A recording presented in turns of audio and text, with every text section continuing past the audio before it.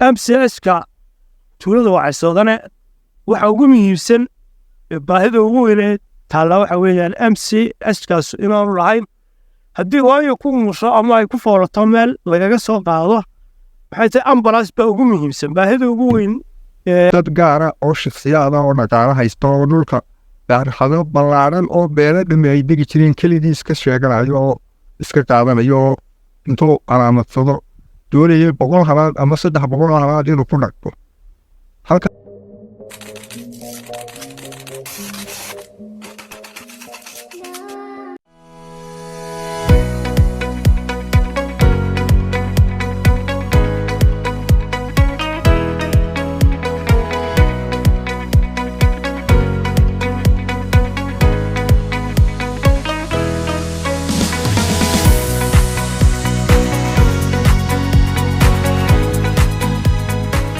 الرحمن الرحيم halkan aan ku suganahay waa tuulada Wacyisoodane oo hoos tagta degmada Sabawanaag Hargeysa halkan waxa ka jirta baahi caafimaad oo aad u weyn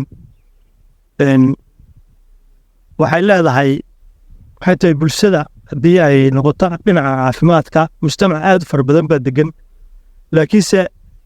imkaaniyaadkii caafimaadka ee loo baahnaa halkan ma laha waxa ku yaala goob yaro caafimaad laakiin si aan buuxin karin adeegii bulshada loo qaban lahaa aan buuxin karin marka wasaaradda caafimaadka iyo xukuumadda iyo hay'adaha ay qusayso waxaan ka codsanaynaa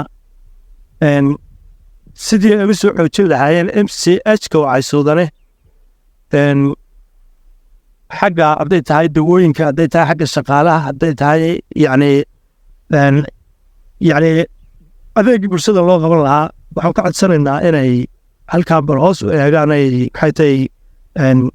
wixii ay ka qaban karto wasaaradda caafimaadku iyo xukuumadda ay ka qabato dhinacyo fara badan oo waxaa jirta MCS-ka tuulada Wacyisoodane waxa ugu muhiimsan baahida ugu weyn taala waxa weeyaan MCS-kaas inaanu lahayn haddii waayo ku musho ama ay ku foolato meel lagaga soo qaado maxay tahay ambulance baa ugu muhiimsan baahida ugu weyn halkan taala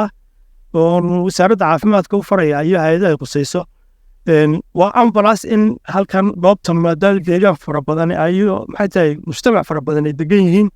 hooyada meel ku foolata maxba laguma soo qaatay qofka meel ku xanuunsan xitaa laguma soo gaarsiin karo si gargaar loogu sii sameeyo inta la gaarsiinayo dhakhtar la gaarsiinayo marka MCS-ka waxaan odhan lahaa isagana in loo sameeyo ambulance ayaan ka codsanaynaa haddii wasaaradda caafimaadka gudida damal oo halkan deegaanka Wacyisoodane iyo maxay tahay Ismaaciil Yuunus iyo deegaano fara badan ayaduna ka qabatay waqti badan iyo juhdi badan iyo dhaqaale badan iyo maskax badan geliyeen 100% aad baan ugu mahadnaqayaa waxaan leeyahay ilaahay jisaay khayr Allah haydin siiyaan leeyahay dhaqaalaha gelisana ilaahay wax khayr qaba idinku bedelo oo bil Ramadaan insha Allah taala if iyo aakhir waa heli doontaan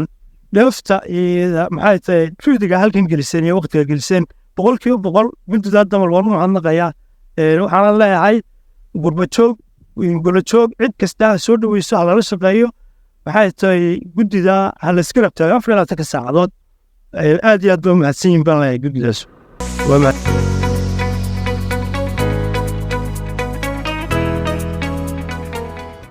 deegaanka waxaa ka jira xaalad horta nabadgelyo waa yaalo waan ugu labad qaba waxaase ka jira hawlo soo fidaya oo xagga deegaanada dhibaato ku haya kaasoo ay ka mid yihiin dad gaara oo shakhsiyaada oo dhaqaale haysta oo dhulka baarxado ballaaran oo beela dhami ay degi jireen keligiis ka sheeganayo oo iska qaadanayo oo intuu calaamadsado doonayay 100 halaad ama 300 halaad inuu ku dhaqto halkaa uu keligii uu manaafacadsado dalkii dhammaa ee 100 reer ay degi jireen 100 reer guuraga ay xoolo dhaqatada ahaa intii ay degi jireen hal shakhsi ayaa doonayay inuu keligii isticmaalo waa dhulbaaqsimaadka xoolaha dhulbiyoodkii maaha waa dhulkii xooluhu degi jireen reer guuraagu degi jira dhibaatadaas way ka jirtaa ilaa Sabawanaag ilaa Salaxley deegaanada intaan ka warayo waa wax soo fidaya annaga imika way nagu cusub tahay waana nagu soo socota gaar ahaan shaksi kasta oo dhaqaana haystaa deegaankii uu ka soo jeeday ayuu bartilmaameedsanayaa dabeed halkii dadkii xoolo-dhaqatada aadegi jireen buu ayuu odhanayaa halkan intaas baan doonayaa inaan ka sameeyo beero oo wax qabad ka sameeyo oo waxaas buu kusoo gelayaa marka dambena dan gaar ahaaneed geel buu iibsanayaa geelaas walaal buu noqonayaa caanahan baa la doonayaa in halkaa geela laga iibiyo oo dadka geel ganacsi ayuubaa loo weel samaysanayaa oo dhulkaa waa fadhinay xoolihii inta badnayd waxay u baxayaan weliba dhulka ay bartilmaameedsanayaan waa dhulkii hodanka ahaa ee daadka baceegaa dhulku isku tayo maaha meeliba meesha ay ka hodansan tahay ay ka nabaad badan tahay bay saansanayaan intaa markaa uu shaksigaasi xidhay 100 reer baa dee degi jiray 100 reer markuu shaksi intii yeesho meel ay degaan dee ma helayaan waana wax soo taraya dhibaatada way keeni kartaa dee iska horimaad bay keeni kartaa waayo dadkoo dhul xoolii bay wada haystaan xooliina meel daas ku yaalla dee ma daynaya iyagoo lumaya bay maraya halkaa iska horimaad iyo dhibaato badan ba ka soo dhow waxaan arkayay imika tacdow adoo meel aqbaalaya beerta haddii beer leynado waxa loo yaqaanaa waa beerahan imika aad aqbaalaysa oo kale halkan dhuldaaqsimeedka laakiin ma aha way ka duwan tahay beer way ka duwan tahay waa doogiyoo la xidhay waa doogiyoo la xidhay xoolo daaqeenkii korka intuu nin calaamad ka mariyo waa odhanayo 3 kilomitir oo dhan walba ayuu shaksi keli leeyahay intaa lama soo mari karo xoogaa geelay uma daaqayo geeliisa ama uu karinaya ama hadduu geeliisaabu ama geeleybu ka karinaya ama waa gel leeyahay ujeedada uu ka leeyahay waxa weeye business gaar oo dee shaksi uu ku maskabayo wax deegaankii dani ugu jirta ma dadkii waa garabka waxay waar waxaan inaga joojiyo hadhow baynu iswada qabsanaynaa xoolihii meelaynu furo iyo meelay reerin degaan heli maynay waxaana iska joojin in yar oo aan de waxaan aragti dheer lahaynina way horboodaysa wasaaradda deegaanka maqlaadashay wasaaradda deegaanka wax baaqo deegaanahaan deegaanka in yaroo dashasya maanayn u gaarsin laakiin dee degmooyinka iyo maamulada annaga naga sarreeya intaba de waan la socodsiina waanay ka warhayaano de way joogaan wayna indhahooday ku arkayaan iyo dhugulatooda marka halkaa dhibaatada jirta waweyn ciddii wax ka qaban lahayd ama ka baaqi lahayd way ka aamusan tahay waa caqabad jirta waxaana caqabadaasna waxa keenay qofkan alkiilaa had iyo jeeraale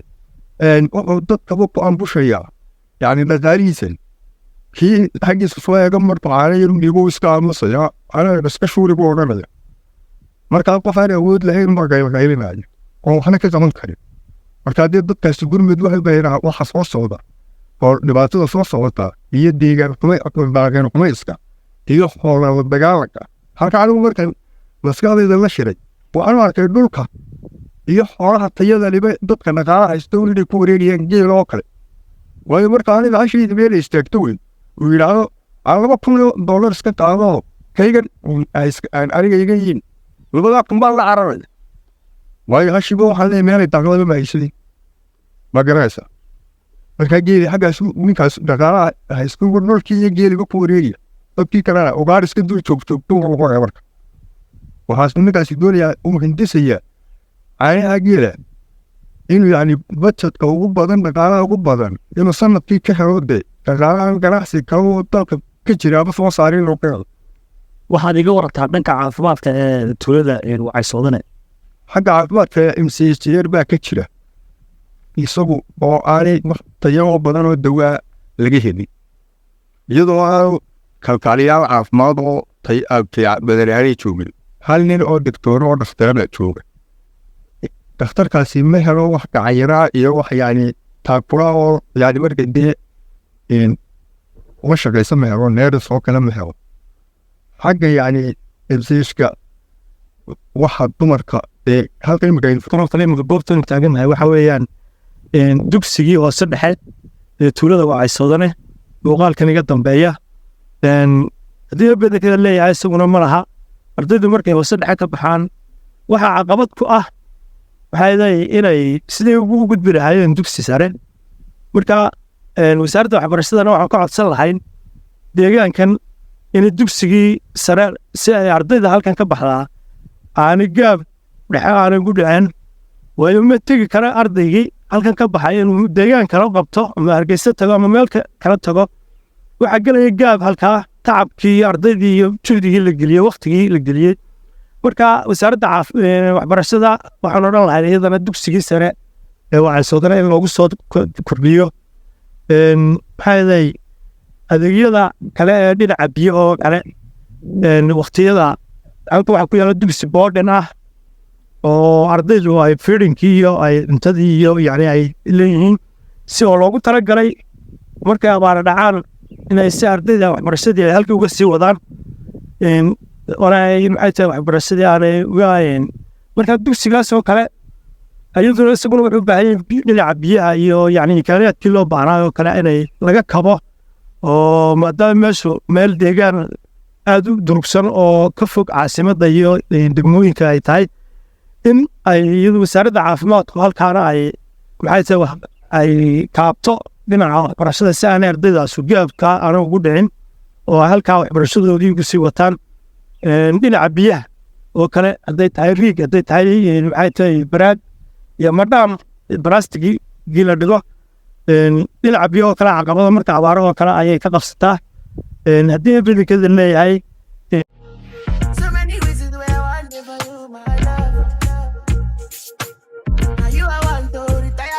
my love. See, I get the